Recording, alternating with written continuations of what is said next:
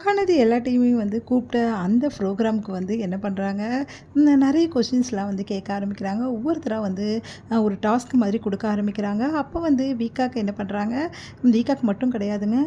மாகாணத்தில இருக்க டீம்ஸ் எல்லாருக்குமே ஒரு மாலைய குடுக்குறாங்க. குடுத்து நீங்க யார்கிட்ட அந்த மாலை உங்களுக்கு விருப்பமானவங்களுக்கு நீங்க போடலாம். இங்க இருக்கிறவங்களும் போடலாம், வெளியாட்களும் போடலாம்.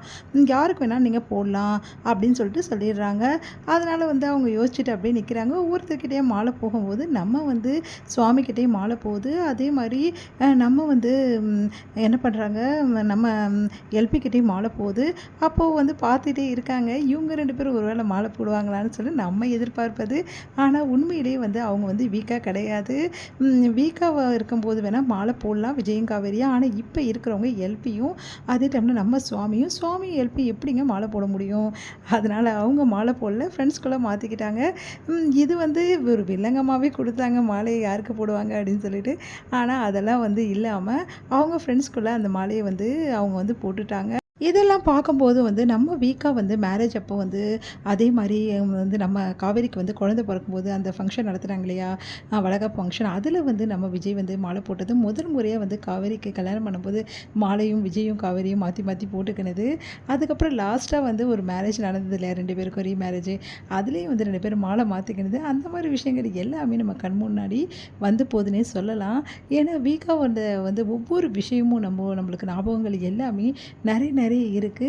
ஏன்னா அவங்களோட அந்த பேர் அப்படிங்க. வீக்கானாவே நம்மளுக்கு எவ்வளோ சந்தோஷத்த குடுக்கும். அவங்கக்குள்ள கெமிஸ்ட்ரி எப்படிலாம் இருக்கும்.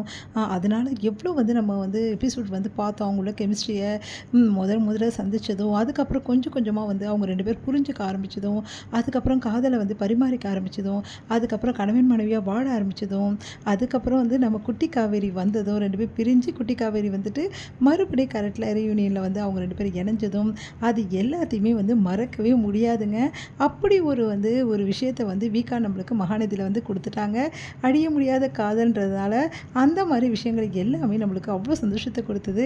அதனால தான் இவங்க 2 பேர் கையிலயும் மாலைய பார்த்துட்டோனே நம்மளுக்கு ஒரு எக்ஸைட்டிங்கா வந்துடுச்சு. 2 பேரும் மாலை மாத்தினா எப்படி இருக்கும் அப்படின்லாம். ஆனா ஆக்சுவலா அது ரீ ரியல் கிடையாதுங்க. ரீலு. நம்ம ஃபர்ஸ்ட்டு நம்ம நெனச்சது எல்லாமே இது ரியலுங்க. அதனால ரியல்ல நம்ம அப்படிலாம் நினைக்கக்கூடாது இல்லையா? ஆனா இருந்தாலும் எல்லாரோட வீக்கா ஃபேன்ஸ் எல்லாரோட மனசுலயும் அந்த எண்ணம் தானே இருக்கும். 2 பேர்கிட்டயும் மாலை இருக்கு.